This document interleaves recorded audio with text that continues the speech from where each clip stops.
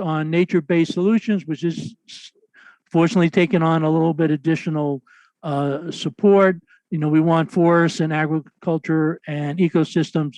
And then the big thing is nationally determined contributions. This is the big thing that Obama, Biden, and Kerry, were able to kill in Paris. The nationally determined contributions is the steps the country is going to do in order to achieve the emission reductions. What Biden and Obama fought for in Paris was to make them voluntary rather than mandatory. The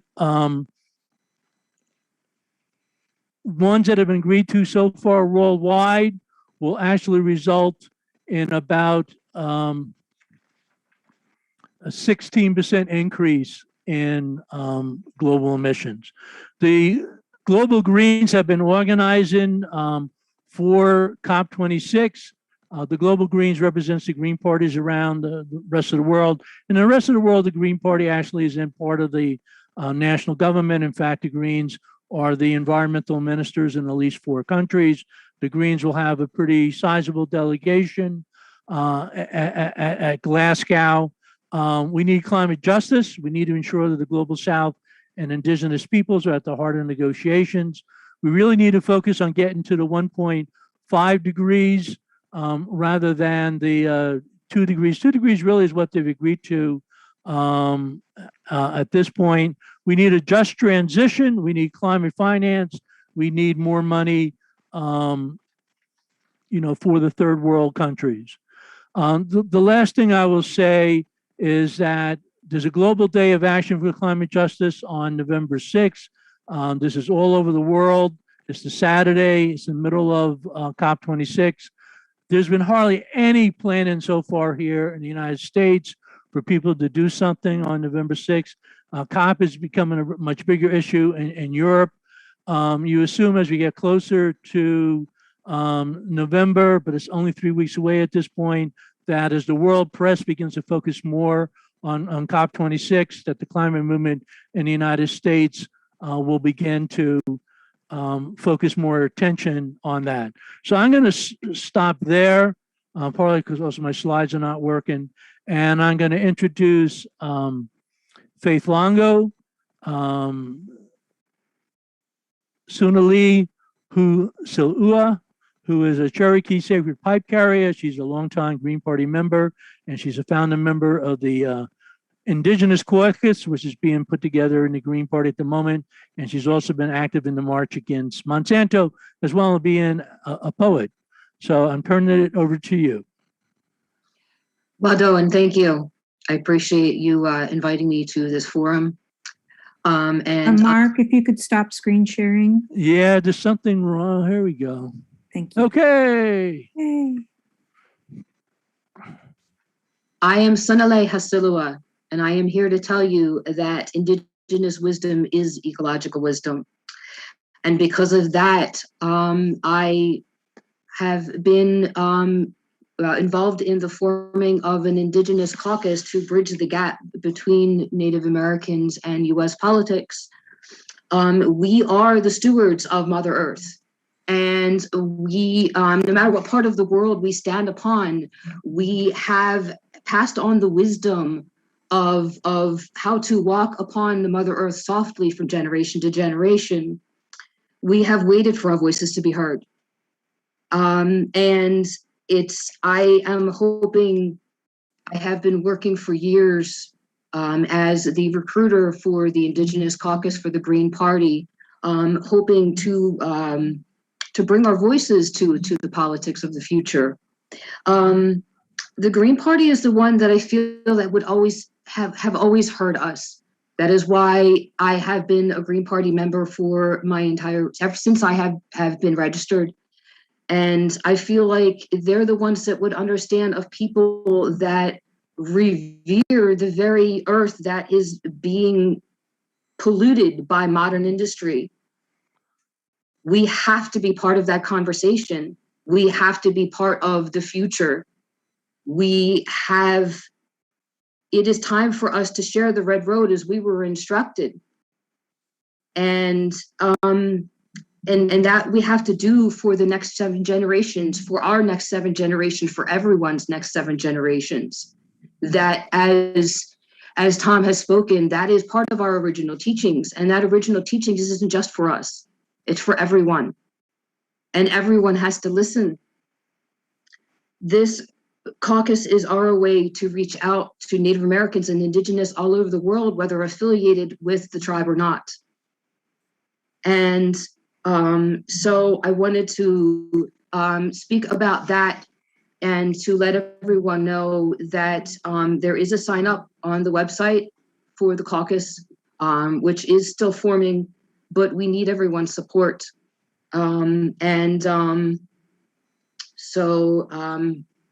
That's we are still many. We are still here, and it is our time. I want to encourage, before I'm finished, all Greens not just to look into this caucus, but to look in some of the movements that we have been trying to fight for the earth with, and that would include, but not excluded to, the American Indian movement, Idle No More, the Indigenous People Movement, and the Native American Rights Fund. I ask for Greens all over, for Native American Greens, to please join us in bringing our voices together. We need to come together for Indigenous all over the world. Thank you for your time. Okay, this is Mark, and my computer is really not working at this point, and I cannot see chat or anything. So I don't know whether, Lizzie, you could take over and see if there are questions, and I'm actually going to try to sign off and get back onto the system. Lizzie, does that work for you? Okay, yes. First, I want to thank all of our speakers, you, Mark, and Howie, who we appreciate so much, and especially our Indigenous speakers, Faith and Tom, today. And we're going to take questions here. If you want to add your questions in the chat, I'll be glad to ask them.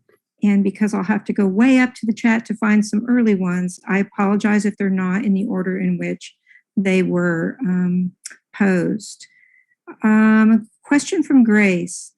Are we Greens in conversation with European Greens regarding solidarity to strengthen the Greens in the US? Now, I think that might be a question for Mark. Howie, do you have any comments about our international contact? All I can say is there's a Global Greens network. It's informal. It's not like we make decisions at that level that are binding or even speaking for all the Green parties. And the Green parties are diverse. I mean, we got a letter from one of the leaders of the German Greens telling us not to run a candidate for president in 2020. And our steering committee wrote back a very strong response. So I'm a recently retired Teamster from Syracuse who happened to be the Green nominee for president. I really haven't met any Greens from overseas or communicated with them really since the 80s, when they were all over here looking to see what we were doing. And I met some back then, but since then, I haven't been involved. There is an international committee. Other people may have been involved in that. Maybe Mark can tell you more. So I am on this is Lizzie, I am on the Green Party US International Committee. And so we do have a lot of contact with Global Greens and other countries. And we try to be in solidarity of people on the ground especially when situations are happening that people are being oppressed or environmental degradation, things of that nature. If Tom is still with us, I'd be interested, Tom, in international nature of the indigenous peoples, because I think a lot is going on in that area, and Greens are also peripherally involved with that. And I think a lot of us would like to continue because we have so many similar, we just align. Tom? Yeah, thank you. Indigenous Environmental Network, we've been involved in the UN climate meetings since 1998. We came out of an Albuquerque meeting in that year that was initially put together by the tribal governments, and us being grassroots, we really had to push the envelope, but they opened it up so that we had grassroots leadership at that meeting in 1998, but also we brought in traditional leadership, spiritual leaders, as well as traditional practitioners. And it was really good. We came out of that with the statement that really gave us as IEN a mandate to get involved in the, and not only in the national climate policy issues, but internationally. So we've been very active, and we are part of the Indigenous Caucus within the UNFCCC. It's called the Framework Convention on Climate Change, and we are taking a delegation there this year. We tried to push the UK and the UN to postpone this meeting, but because we're concerned that there's not going to be enough of our brothers and sisters from the global south to be able to make it because of the pandemic, because of issues on quarantine, and it's just like we don't think this COP is legitimate in that. But we have consulted with our brothers and sisters from the south. We're pretty united when we come to the climate space, and they said, hey, if we can't be there, and if you're able to be there, folks from the north or wherever, you need to go. You need to go and be there because we need to hold that space.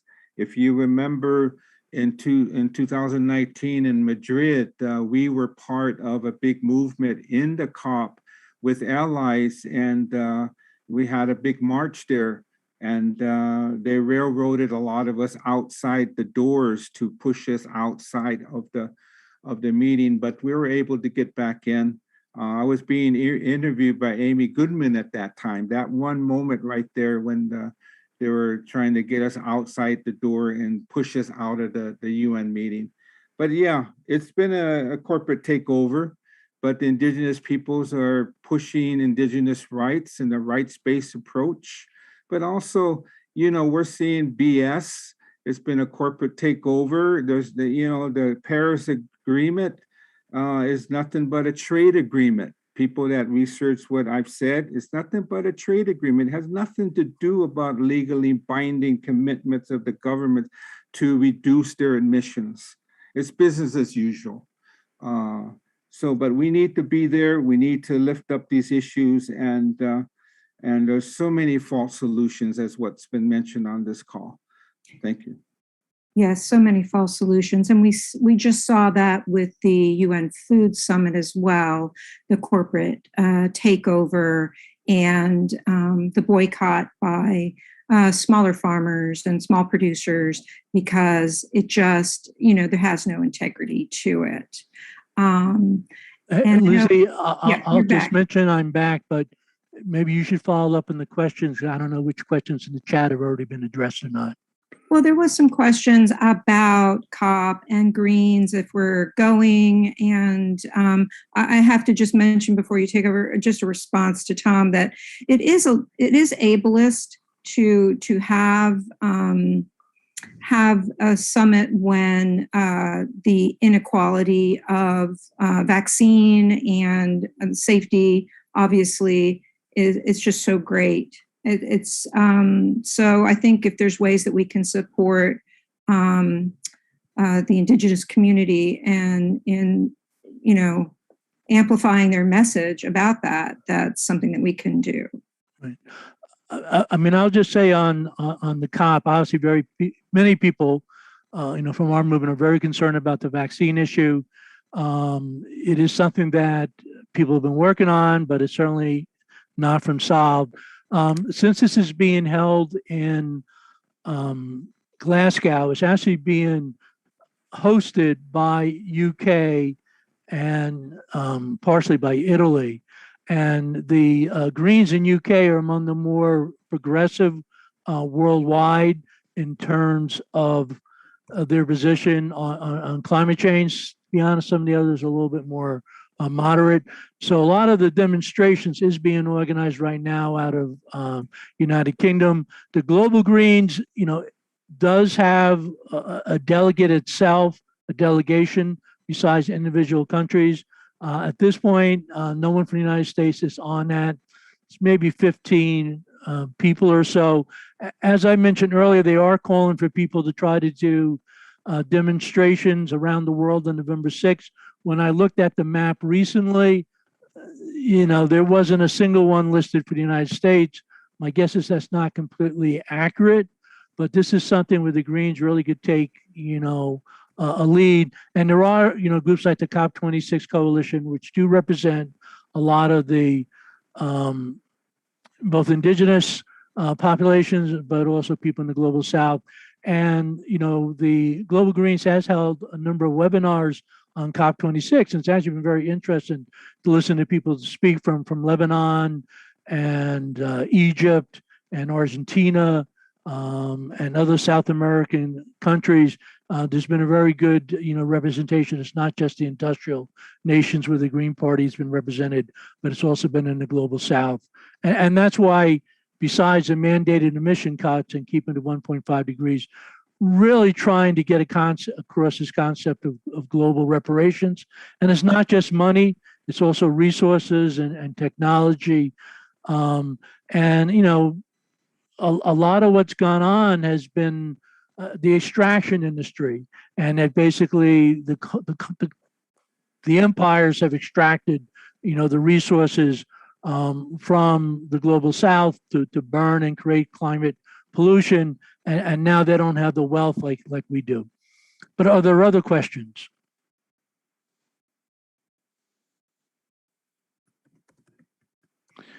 If not, do any of the speakers want to have any closing remarks? You can check out our EcoAction webpage, Green Party United States. I do really urge people to follow what's going on with the People versus Fossil Fuels in DC right now.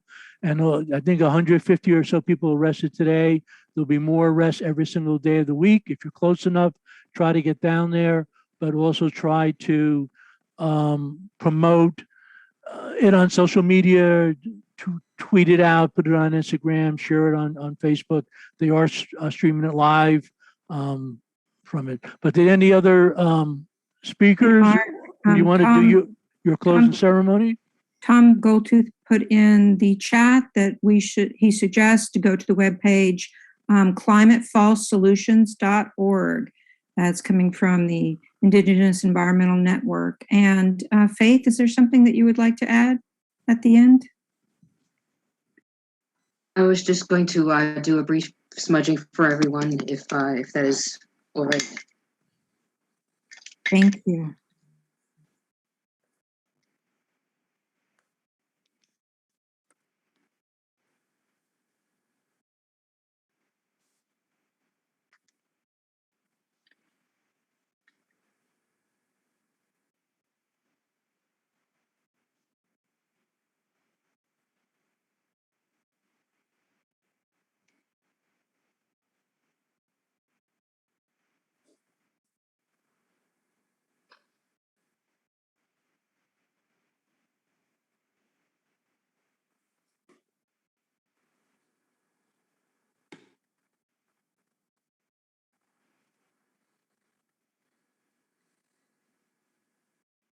For all my relations, I thank you for this day. I thank you for hearing us.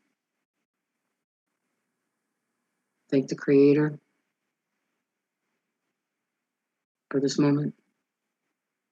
May you all be blessed. Mado, thank you.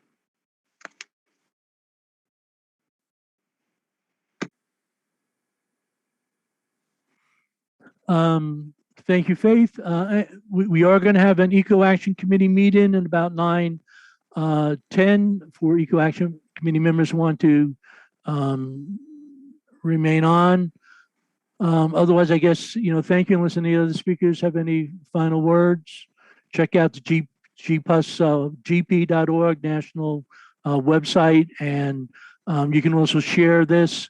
It'll be on the Green Party National Facebook page and YouTube page. Sorry for some of the technological glitches that occurred. Apparently Zoom didn't like what we were saying or something. And thank you very much for all the speakers. This really came together at the last moment. But because we were having a committee meeting tonight, we thought it'd be good to do something for Indigenous Day and to kick off some additional work on climate change.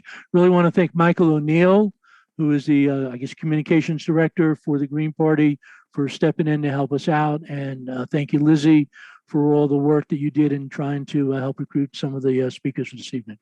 Lizzie, any final words? Thank you all so much. And if we can honor our Indigenous relatives and understand that despite the president's proclamation to imagine what it would be like to share a special observance for you with your oppressor colonizer and how inappropriate that is. So we still have a long way to go. I've heard that from a lot of Indigenous persons on social media today. So I just wanted to share that. And thank you all for coming, and keep the work. This next month is going to be very important. So stay tuned. And thank you.